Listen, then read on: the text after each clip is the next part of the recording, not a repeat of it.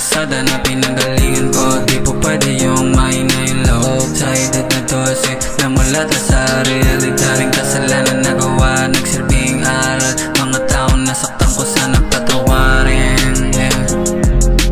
Mga taong nasaktan ko sana patawarin,